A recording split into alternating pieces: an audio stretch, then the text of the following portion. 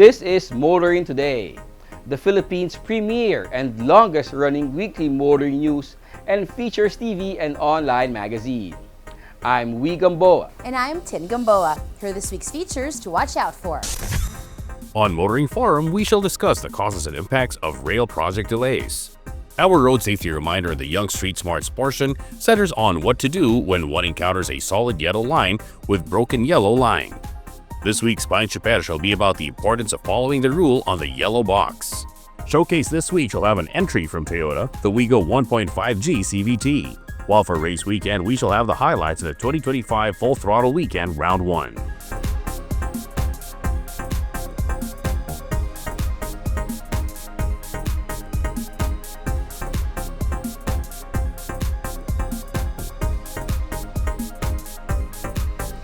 All these plus the latest news in transportation and traffic management, as well as developments in the automotive industry, are in this week's episode of Motoring Today. Join us.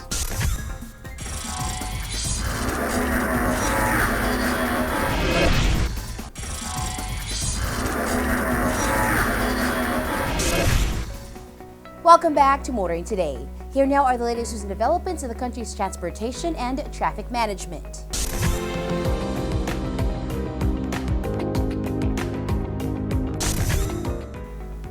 Commuters who rely on the EDSA busway for their daily commute do not need to worry about its removal.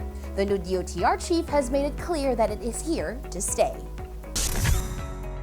New Department of Transportation Secretary Vivencio Vince Dizon has strongly opposed any plans to remove the EDSA busway, emphasizing its vital role in the daily lives of commuters. Dizon was responding to reports that MMDA Acting Chair Don Artes suggested the busway could be removed once the MRT3's capacity is expanded. We need the EDSA busway. I've already spoken to Chairman Don, and actually, sabi nga niya, na-misquote lang naman daw siya, hindi naman niya sinabing tanggalin ng EDSA busway. Kasi kailangan natin yan, and it worked eh. You know, alam mo, nung time ng pandemic, doon lang natin nagawa yun eh, kasi walang sasakyan sa kalye, di ba? But I don't know if you naalala, I'm sure naalala nyo pa, no. Naalala nyo naman nung panahon na walang busway, di ba? Yung mga bus sa EDSA, halos naka-perpendicular na, practically hinarang na yung buong EDSA eh. Di ba? Tapos, ang dami, nawala yun eh. Di ba? And then I think that is the value of the busway. And not only that, the value of the busway is really for the commuter. Kasi, dire-diretso na siya halos eh. Kahit papano, hindi pa perfect, pero kahit papano, medyo predictable na yung travel time mo. Dizon also supports the DOTR's move to privatize the operation of the EDSA busway, highlighting that well-managed infrastructure projects are crucial for long-term success and sustainability. Motorists who endure daily traffic on EDSA should understand that authorities are prioritizing the interests of commuters. Better communication about this decision should be provided.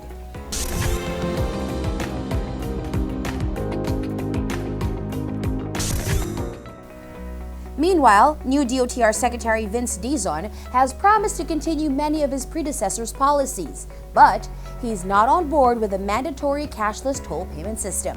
Here's why. In one of his first moves as head of the Department of Transportation, Secretary Vince Dizon directed the TRB to suspend the implementation of a fully cashless toll collection system, which was set to begin on March 15. Dizon explained his decision during his first press briefing as DOTR chief.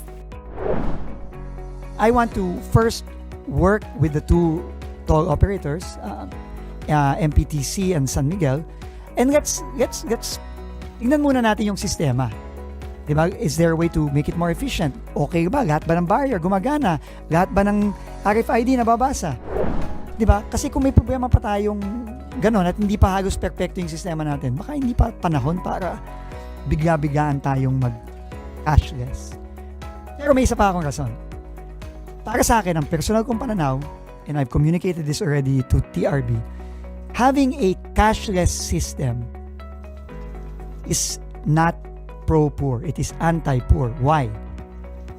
Tayo siguro dito, kasi kayo, alam po, matataas ang sweldo nyo, kaya nyong mag-load sa Easy Trip tsaka sa Autosweep ng 2,000, 3,000, 5,000, si Ivan baka 10,000.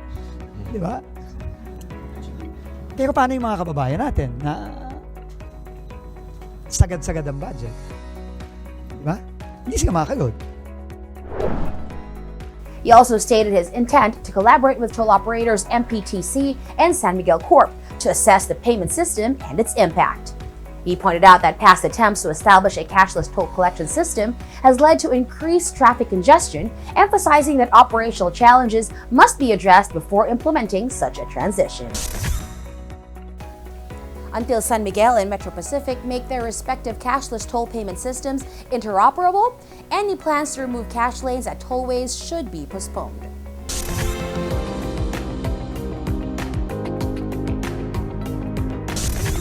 Traveling to Tagaytay and other parts of Cavite should be much easier once the CALAX is completed by the end of the year.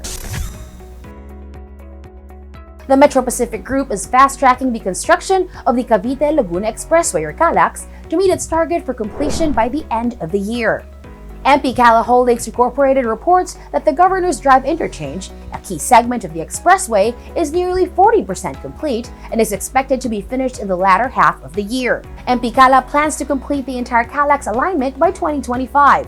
As of now, 31% of the Kawit interchange and nearly 22% of the Open Canal interchange have been completed. The full tollway spans 44.58 kilometers and will include several interchanges, improving connectivity to key destinations, including the popular tourist hotspot of Tagaytay. The completion of the CALAX will ease traffic congestion and improve connectivity between Laguna and Cavite, making travel from Metro Manila to Southern Luzon faster and more convenient.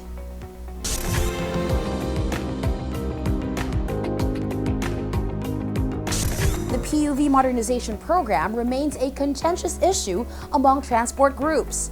The new DOTR chief supports modernization but believes its implementation needs review. The Public Transport Modernization Program, aimed at improving the quality and environmental standards of public utility vehicles, will continue under new Transportation Secretary Vince Dizon. However, Dizon acknowledged that he still needs to review the program's current implementation. He emphasized the importance of engaging with transport workers, including drivers and operators, to address concerns about the costs and challenges of modernization. Sa PUV modernization, walang pwedeng mag-argue sa modernization ng public transport. No, it's no-brainer yan. No? Pero siguro kailangan pag-aralan ng mabuti. No? Aaminin ko, hindi ko pa masyadong kabisado ang mga issues, pero sa nababasa ko sa mga na-report nyo in the past, ang kailangan talagang kausapin natin dito ay yung mga transport workers, yung ating mga operator, yung ating mga driver. Kasi at the end of the day, kung ano ang dagdag na gastos, sila ang kailangan mag-bear nun, sila ang sasalo nun eh. No? At kailangan kausapin natin sila ng mabuti. No? At yung tingin ko ang kailangan natin gawin. Yung masinsinang usapan, no? Tingin ko naman, naniniwala naman po ako na ang ating mga jeepney operators, jeepney drivers, hindi nila hahadlangan ang pag-unlad. Hindi nila hahadlangan ang modernisasyon. Pero, tingin ko, meron din silang mga legitimong concerns na kailangan pakinggan ng gobyerno. So, right now naman, as far as I understand, it's status quo, no? Ang pagkakaintindi ko, no? So, kailangan nating kausapin muna sila at pag-aralan nating mabuti kung ano ang magandang way forward. The modernization program requires public utility vehicles, particularly jeepneys, to meet Philippine national standards for PUVs. It also mandates that drivers and operators consolidate into cooperatives or corporations to receive new franchises after purchasing modern vehicles. It will be interesting to see how Dizon handles consultations with transport groups, both those in favor of the modernization program and those still opposing its current implementation.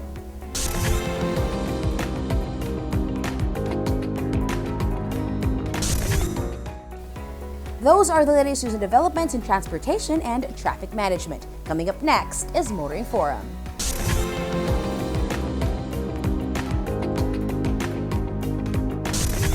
Delays in major flagship projects are expected. A recent Rappler article raised concerns about further setbacks in the completion of key railway projects. Motoring Forum takes a closer look at these issues. A recent Rappler article raises concerns about further delays in the completion and operation of the Metro Manila Subway Project, or MMSP, and the North-South Commuter Railway, or NSCR. The article identifies potential causes of these delays, emphasizing the recent change in leadership at the DOTR. Former Transportation Secretary Jaime Bautista resigned amid growing concerns over project delays. His successor, Vince Dizon, now faces the challenge of expediting these major railway and infrastructure projects. The delays primarily stem from legal complications related to right-of-way compensation.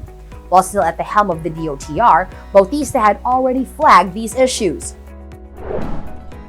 There was one instance that the OTR took over a property without full payment, and ADB called our attention in writing. No? So we want to see to it that we comply with the provisions of the loan agreement. However, some observers believe that the legal consultation he sought from the Department of Justice has caused more confusion than clarity. In essence, international funding bodies such as the Japan International Cooperation Agency and the Asian Development Bank require full compensation for individuals or entities involved in right-of-way agreements before construction can begin. However, Philippine law allows for incremental payments based on property clearance.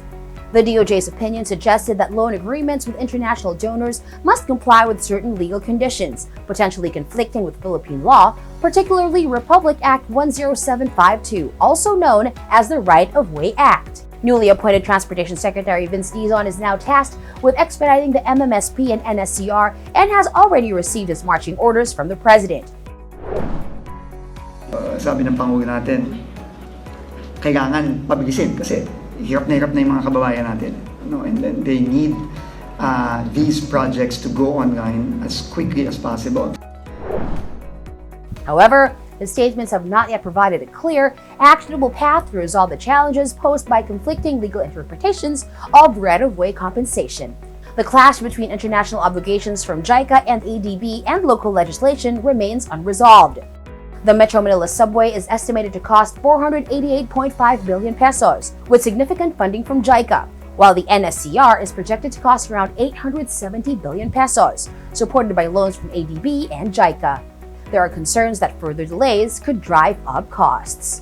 Moreover, failure to meet JICA and ADB's compensation requirements could jeopardize the entire funding structure, undermining years of planning and negotiations. Additionally, the operational timeline is at risk. The Metro Manila Subway, originally set to begin operations in 2025, may now be delayed until 2029, a stark indicator of the severe impact caused by unresolved legal issues. The NSCR, which was slated for partial operation by December 2027, faces delays that could push its opening to the final stretch of the current administration. In conclusion, while these ambitious infrastructure projects are commendable, their current trajectory is far from ideal. To truly fast-track these initiatives, the DOTR must prioritize clear communication, diligent negotiation, and constructive engagement with all stakeholders. Resolving these legal complexities and aligning Philippine policies with international standards is essential not only for the immediate progress of the MMSP and NSCR, but also for the long-term success of the country's infrastructure projects. This situation underscores the complex relationship between local laws and international agreements, highlighting significant implications for transportation development in the Philippines. Moving forward, greater coordination between the DOTR and the DOJ is urgently needed to prevent further setbacks. Filipinos are counting on subway and railway projects to bring lasting improvements to public transportation. It is crucial for authorities to address these challenges with urgency and transparency.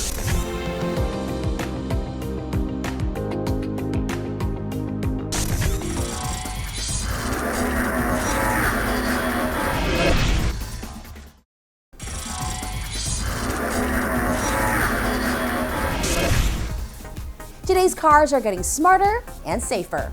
Still, the young need to be reminded now and then about how to be smart and safe on the road. Here's our Young Street Smart segment with a road safety reminder from Toyota Motor Philippines.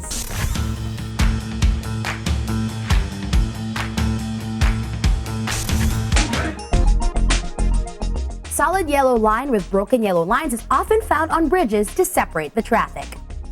Ang ibig sabihin nito ay bawal kang lumipat papunta sa opposite side Kung hindi ay maaari mong makabangga ang nasa kabila katulad ng ipinapakita sa animation. Stay on your lane all the time and do not overtake.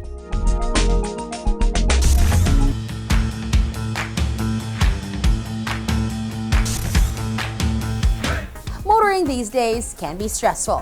Here's another payong chopper that will help avoid or alleviate stress out on the road.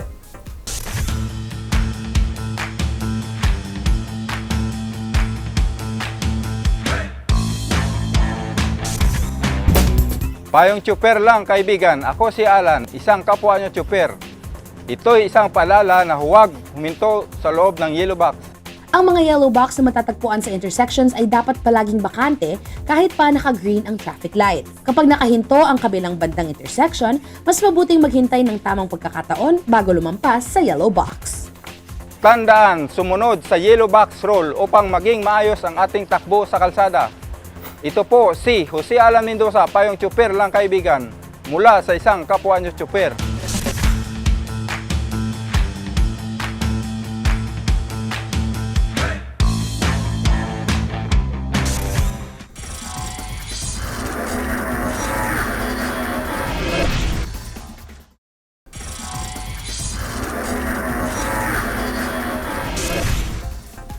Welcome back to Motoring Today. World of Motorsports is next.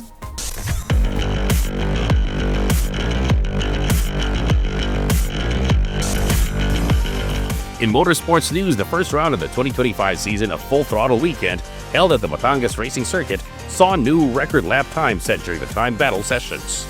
Paulo Manontillo now holds the quickest ever recorded lap time of 1 minute 39.344 seconds, driving a 2023 Porsche GT3 992 NA. Angelo Magtoto just missed out with 1 minute 40.310 seconds while getting the most out of a 2020 Toyota Supra. Mark Savino now holds the third quickest record lap time of 1 minute 41.312 seconds. The trio set the three quickest times in the Race 1 category of the first leg of the FTW time battles. John Carbonell, Earl Lampano, and CJD were the top three in the Race 2 category in that order. In the Race 3 category, Charles Aceron topped the time battle sessions in dominating fashion, with Ricky Artuz finishing second and Rico Buendia third. Marco Tizon was quickest in the Bantam class, Ronald Lucero in the economy class, and John Kamikawa in the regular class. Going up the categories, Lino Gatchalian was fastest in the premium class, Alonso Tan in the Turbo Plus, and Aldwin Salido in the BRZ 86 category. Special awards were also handed out during the first round of the 2025 FTW season. Paolo Montolino earned 3. Ginalingan McDrive, Fastest NA and Fastest RWD awards. Angelo Magtoto took home the Fastest Turbo award. JV Carbonell got the Fastest FWD award and Robbie Alvarez got the Fastest AWD. In other motorsports news, Ricardo Di Liaco recorded a hat-trick of sorts, topping groups 1, 3, and 4 during the daytime leg 2 of the 2025 Philippine Rallycross Series. Mark Desales, a competitor not eligible for scoring points, was second quickest in Group 1, with Rixie de la Cruz third on the timesheet. In Group 3, PV Menjola came in second, just hundredths of a second ahead of Louis Camacho.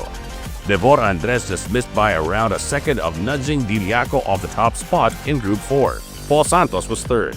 Louis Camacho ruled Group 2, dropping Ricardo Di Liaco down to second, with Paul Santos again finishing third best. Louis Camacho also topped the pickup and UV categories. In the open category, it's JP Polintan with the quickest overall time of day. Ralph Ramento was second in the class, while Ricardo Montelibano was third. Other class winners in Leg 2 included Devor Andres in the RWD category and Ari JJ Hatinen in the AWD category. As the sun set on Leg 2, Leg 3 began with most of the drivers getting back on the dirt course, lit by fog and halogen lights of their cars. Mark Desales scored the fastest cumulative time from 2 of his best runs on top Group 1. Leg 2 winner dropped to second in the nighttime leg. Rixie de la Cruz was third. Louis Camacho was still quickest in Group 2 after dusk, with Ralph Ramento climbing to second with Ricardo Di Liaco in third. Di Liaco still reigned Groups 3 and 4. Ralph Ramento down to second with Louis Camacho in third in Group 3, while Adrian De Leon and June Magno were second and third in Group 4. Other category winners during the nighttime Leg 3 were Easy Ligaya in the open class, Devor Andres in the RWD class, and Ari JJ Hatinen in the AWD class. More in the world of motorsports here on Motoring Today, as we now give you Race Weekend.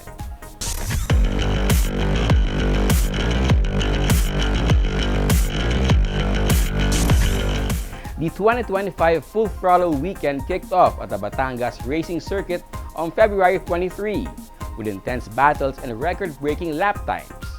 Drivers praised the event's friendly yet competitive atmosphere, eager to push their limits to improve throughout the season.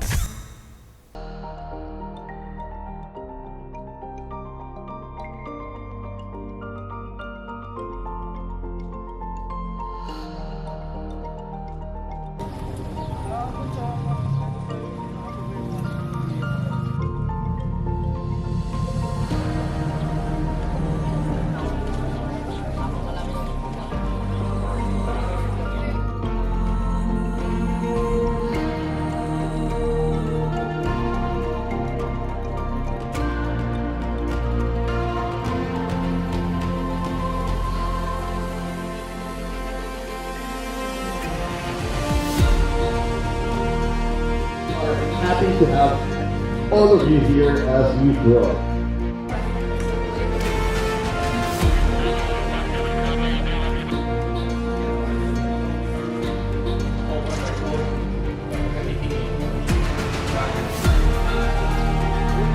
Hi, I'm Matthew Romualdez. I drive a 1995 Toyota Corolla with a 4AG blacktop. Yeah, this is my first time to join Full Throttle Weekend. The experience has been great all day. You know, people here, the atmosphere has been great. Everyone's friendly, competitive, yes, but more of like it's a friendly atmosphere and everyone's helping out and, you know, cheering each other on to go better on track. Full Throttle Weekend, just since this is my first time, I can really say that I've had a lot of fun. Meeting people, new people that I have, because I haven't been racing or driving on track for like almost 15 years. So it's been great to be back and see old familiar faces and also meet new people. Yeah, well, for the past, I think maybe 5 years, being behind the lens, taking photos of, you know, races and different race cars on the track. It's always been fun. You know, it gave me the opportunity to enjoy racing from a different perspective. But now being behind the wheel, it's been great. You know, I love both and I hope to continue doing both as the year progresses. Yeah, my goals for today were just really to do my best, be consistent, you know, and just keep on pushing myself slowly as I approach the limit and try to beat my time. Well, my goals for this season really is just to be consistent and to have more time behind the wheel, because, you know, I really love racing and it's been a while since I've driven at speed. So it's great to be here. My dream track car to drive for FTW is this car. Yes, I love this car. Seriously, it's my second time to have another one like this, so I guess that says a lot. Hi, I'm Paolo Mantolino. Hi, I'm Angelo Magtoto, or Tots. And we are the Autoholic Racing Paddock Club. Yeah, I know because I've known Easy for a long time. Ever since I was racing before, he was there covering the races. So you guys organized the Time Attack event very well.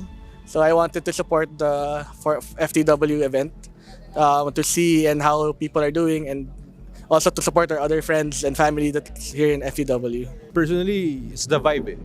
Yung pa rin, chill yung vibe. Tapos, competitive pero lahat tayo magkakaibigan. Yeah, well, FTW kasi gives everyone an opportunity to have fun and try their cars in the track. So everyone has their own bracket. So it's very fair. For today, yung goal lang naman namin is to beat our PB, personal best. Siyempre, back to basics tayo. Yung essence naman ng Full Throttle Weekend is for everyone to enjoy, for everyone to improve on themselves, tapos yung have fun sa track. For the year, we want to develop the car more para mas maging competitive siya. Siyempre, super competitive na nung mga kotse ngayon. Especially, si Pao, dala na yung GT3. Tapos, Mark also improved eh. He also improved his personal best. So, talagang lahat ng tao nag-i-improve para mas lumaki yung Full Throttle. Sana mas marami pa sumali. Yeah, so our goal for today was, as Angelo said, improve our personal best time. So we're very happy naman that we were able to achieve. All our friends that's part of our group, we got to achieve it. So with that, we're very happy. For the year, same. Just keep on improving. Naman, it's always moving forward. We as car guys, we really want to see the true potential of our cars. She's super happy and syempre fulfilled. Kasi matagal namin pinagtrabahuan yun eh. So 2 years nga namin pinagtatrabahuan. Tapos yan, right now, so na-improve namin yung time namin. Ngayon 40.3 na. And hopefully this year maka-break na ng 39. Hopefully. Yun lang naman. Well, yeah, I'm pretty happy na you guys welcomed me here in FTW. You just treated me as like part of the family and Barkada. Yeah, it's nice to see the true potential of the car. Me naman, when I buy a car, I really want to see that potential. So that's why I brought the GT3 here in BRC. I just want to see what time it can do. Thank you rin na I'm part of Autoholic Racing Paddock Club now with Pau. And syempre, malaking thank you rin sa kanya. Habang sinusundan ko yung GT3 niya, lalo rin akong tumulin eh. Talagang tama yung sinabi mo, if there's someone faster than you, learn from him. Yun nga eh, so yung community natin super small na nga. So huwag na natin palitin pa. And sa mga gustong mga sumali or to come into our local racing, everyone is friendly, super friendly. If you have a stock car or modified car, doesn't matter. Yung mga tao dito, welcoming super. So I want to thank my sponsor, siguro my dad. yeah, ever since people know that we've been a father and son tandem ever since I was a kid until we grew up racing together. So I'm happy that he's still here supporting me. And so of course, a big thank you to our Autoholic family, our mechanics. They've been with us since the start. For people who want to join FTW, don't hesitate. It's a good grassroots for everyone. It's very relaxed. Even with any car you can bring, because there's a lot of classes. Yeah, sign up with FTW. Contact easy. Yeah, we're also here like Autoholic family. We can teach you the basics, and everyone's here to help.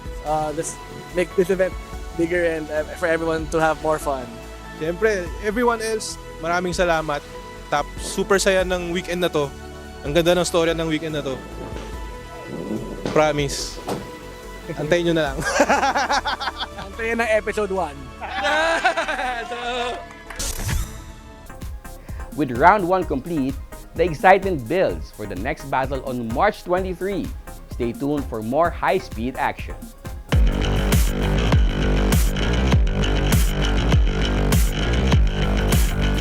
And that's this week's World of Motorsports. We'll be back after this short break.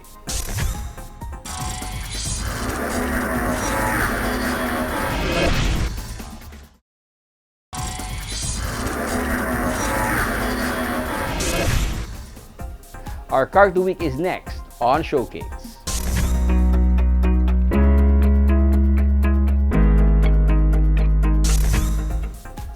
The entry-level car market is perhaps the most crowded these days, with entries from new brands coming in every other week, or so it seems.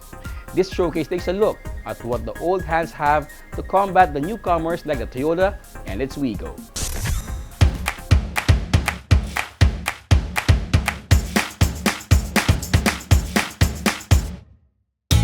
When Toyota first rolled out the Wigo into the local market, it was positioned as an ideal option for first-time car buyers, emphasizing its affordability, reliability, and user-friendliness. It was immediately accepted by local car buyers from the younger demographics and urban dwellers seeking affordable and practical transportation solutions. After all, the Wigo is a fun, practical hatchback made and distributed by Toyota, known for reliability, functionality, and reasonable pricing in the face of the cutthroat SRPs of the competition. Still, more competition has come in with entries that not only look good but are filled with goodies that allow for very tempting SRPs that could sway buyers away from the more established brands. In the face of this, Toyota needs to raise its game with the Wigo. Toyota addressed this with the all-new Wigo, which arrived with a redesign that looks sportier and more aggressive to, again, appeal to the young buyers and those who value contemporary design. The new Wigo not only looked sportier, it was also bigger, lower, wider, and with a longer stance than its predecessor, being 3,760mm long, 1,665mm wide, and 1,515mm tall, with a 2,525mm long wheelbase and 165mm minimum ground clearance. The size increase enhances aesthetics and boosts interior and cargo space, making it more practical for families or individuals. Toyota also upgraded the Wigo's exterior features with split-type LED headlamps, clearance lamp with line guide, LED front fog lamps, high mounts top lamp, rear view mirrors with power adjust and power fold, black front grille, rear spoiler, pole antenna.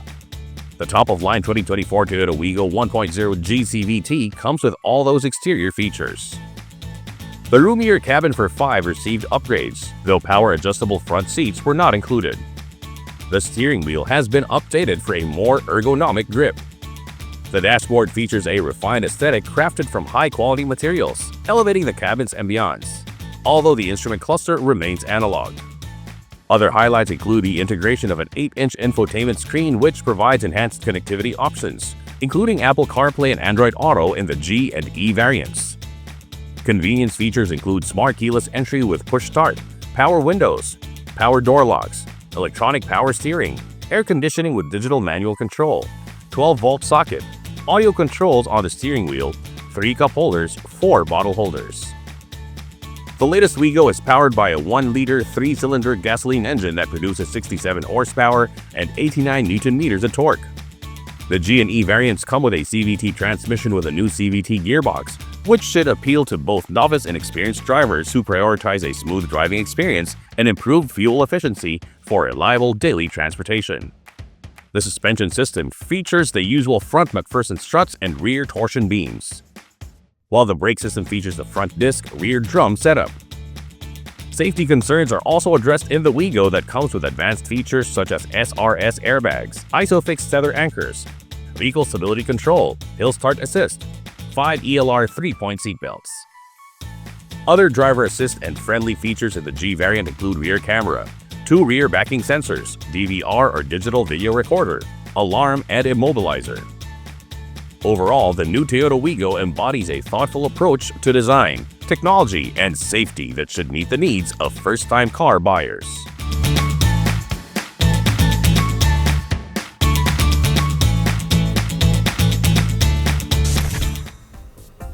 Toyota lists the Wigo 1.5G CVT at 729,000 pesos. The question now for first-time buyers is, does this give the Wigo enough value for money to better compete in a market awash with cheaper options?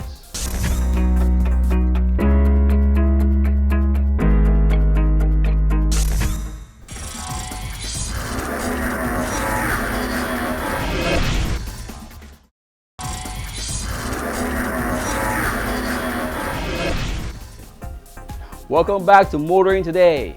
The auto industry takes center stage.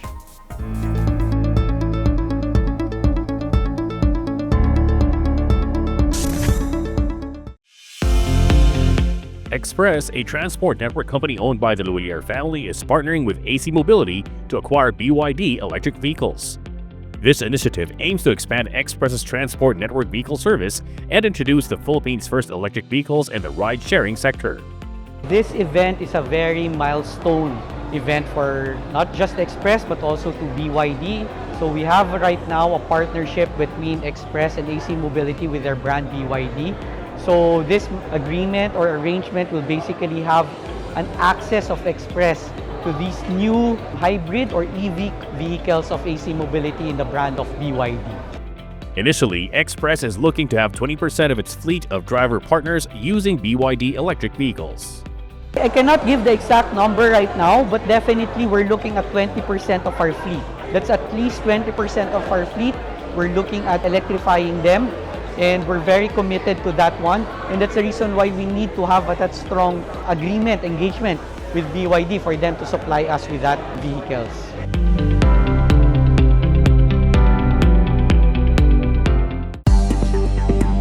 Chinese automotive brands Omoda and Jayco have officially entered the Philippine market, introducing a new range of vehicles designed to meet the evolving needs of Filipino motorists. As sub-brands of Chery, a well-known Chinese automotive manufacturer, Omoda and Jayco are specifically designed for export and are distributed locally by Omoda and Jayco Philippines. The launch event held at the BGC Art Center showcased the initial offerings for the Philippine market, the Omoda C5, Omoda E5 EV, and Jayco EJ6 EV. We welcome all of customers in Philippines who try Homology Cool in Philippines. Today we had a big ceremony, with Homology Cool provide the different experience for customers in Philippines. Before their official introduction, Omura and JACU spent 2 years establishing their presence in the Philippine automotive scene, while building a nationwide dealership network. Right now we already been completed 6 outlets nationwide. The others also under progress. So what we have planned within this year, we can have total 24 outlets nationwide.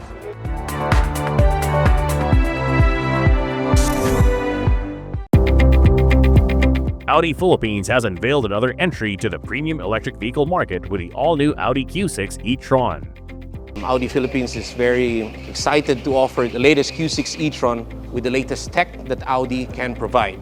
So basically, the e-tron now comes with the Audi automated driving or self-driving technology. As you can see in our videos and demos, we can drive throughout EDSA without your hands on the steering wheel or your feet on the pedal. Things like this would give excitement to our customers, especially when they test drive our cars. The Q6 e-tron is designed on the premium platform electric, highlighting advanced electric mobility features. It boasts improved driving dynamics, fast charging capabilities, and a range of digital innovations, including Audi's autonomous driving technology. Audi Philippines is looking to set more milestones while celebrating its 20th year in the country with PGA cars. This is the best time. Actually, we're very excited this year. We just launched 2 vehicles, Q7 and the Q8, earlier last month. Now, we just launched the latest Q6 e-tron, and we are expecting to launch 3 or 4 more vehicles this year. So it's the first time in Audi Philippines history that we're launching more than 5 cars in a year. Perfect time for our 20th year. Audi announced plans to introduce another Q6 e-tron variant as early as next month. Next month, we'll be launching the entry-level premium Q6 e-tron with a little bit of lower range. This one comes with 640 kilometers range, but the one incoming would have a smaller battery, 540 kilometers range, but at a cheaper price point, cheaper by almost 1 million pesos.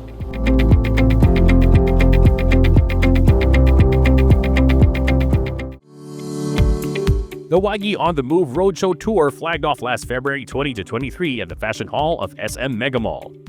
This event kicks off a 4-part series that aims to bring the top automotive brands under the United Asia Automotive Group Incorporated, Bike, Chery, Photon, and Link & Co. directly to Filipino consumers. On the Move reflects WAGI's goal to provide automotive options to meet diverse needs of Filipino car buyers. What we're trying to do is to consolidate our brands and present to the public a face of WAGI that actually addresses their needs, their car buying needs for every life stage and every lifestyle. So we've got Chery, we've got Link & Co, we've got Photon, and we've got the hybrid cars of Bike and the 4x4 cars of Bike. So wherever you are in your life, if you're a starter-upper or you want a car that's more rewarding, a bit more premium, you want 4x4 pickups like the Tunlan, or you want hybrid cars like the Bike B30, we've got it here in UAGI On The Move. The first leg of the WAGI drew hundreds of people looking to check what the 4 brands offered.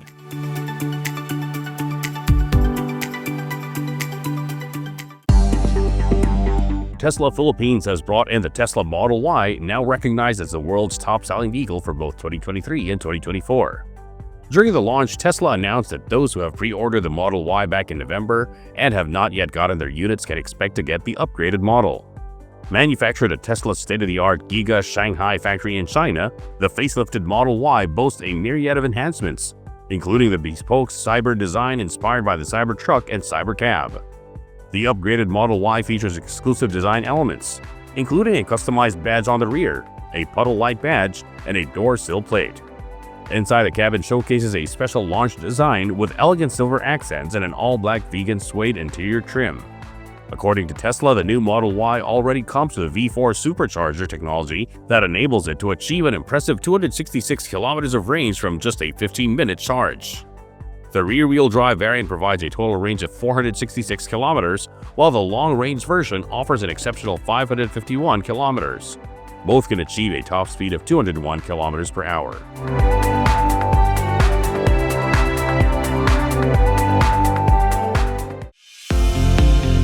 Isuzu Philippines Corporation held its biggest ever truck fest at the SMX Convention Center from February 28 to March 2 to mark IPC's 25-year leadership in the Philippine truck market.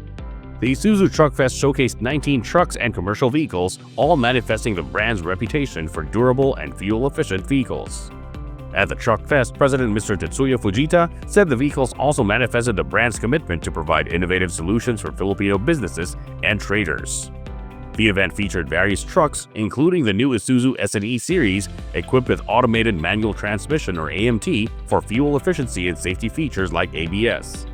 Key models include the Isuzu NPR85 and Travis, offering versatility for various industries. IPC also presented fleet-ready vehicles, specialized trucks for government, and diverse body options, underscoring its market leadership through benefits like a nationwide dealer network and extensive parts availability. During the Truck Fest, Isuzu offered various promotions, including discounts of up to 135,000 pesos on select models, along with special financing options available through partners like BPI and RCBC.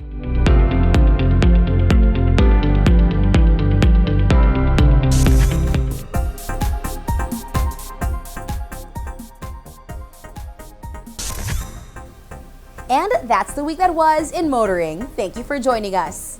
Also, don't forget to check us out on social media.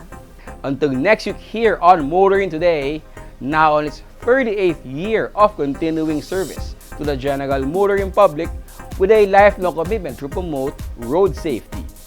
In honor of our dad, Butch Gamboa, I'm Wee Gamboa. And I'm Tin Gamboa. Happy motoring.